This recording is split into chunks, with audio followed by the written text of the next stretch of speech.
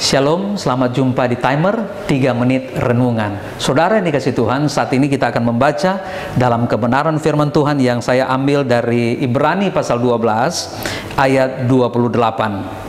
Di sana dikatakan, jadi karena kita menerima kerajaan yang tidak tergoncangkan, marilah kita mengucap syukur dan beribadah kepada Allah menurut cara yang berkenan kepadanya, dengan hormat dan takut.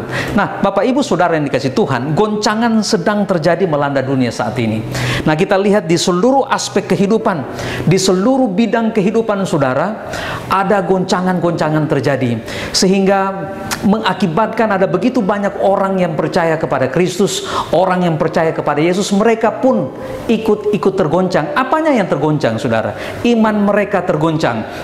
Tergoncang karena apa? Mereka mulai rasa takut, mereka mulai merasa khawatir, merasa putus asa. Ada pikiran-pikiran itu menyerang pikiran banyak orang yang percaya. Oleh karena itu, saudara yang dikasihi Tuhan, kita kembali kepada renungan firman Tuhan yang kita baca tadi. Di sana dikatakan bahwa kita sudah menerima kerajaan yang tak tergoncangkan. Saudara yang dikasihi Tuhan, ini adalah kepastian yang Yesus sampaikan kepada kita lewat hambanya adalah Paulus, saudara. Itu sebabnya yang harus kita lakukan saat ini adalah di masa-masa seperti ini, di masa-masa kegoncangan seperti ini, kita mengucap syukur kepada Tuhan.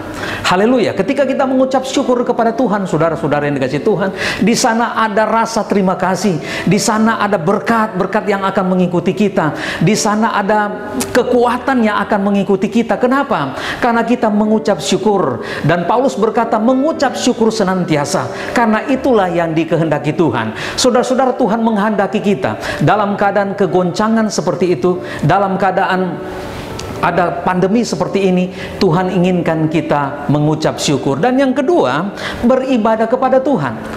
Saudaraku yang dikasihi Tuhan, kenapa kita harus beribadah kepada Tuhan? Karena di ibadah itu mengandung janji dan mengandung keselamatan. Dan kalau kita beribadah, saudara, kita akan merasa kuat.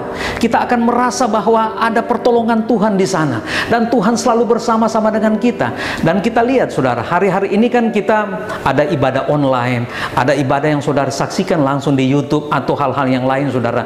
Tapi yang paling penting adalah saudara jangan tinggalkan ibadah. Saudara jangan tinggalkan ibadah itu sendiri, karena Tuhan berkata tetaplah beribadah, mengucap syukur dan beribadah kepada Tuhan, karena itulah yang dikenan Tuhan. Oleh karena itu, saudara yang dikasihi Tuhan, sekali lagi saya mau katakan, yang pertama saudara mengucap syukur, dan yang kedua saudara beribadah kepada Tuhan. Jangan tinggalkan ibadah. Baik ketika saudara sekarang lagi menyaksikan di rumah, tetap saudara beribadah kepada Tuhan, dan lakukan itu supaya ada perkenanan kepada Tuhan, dan Tuhan Yesus memberkati kita semua. Haleluya.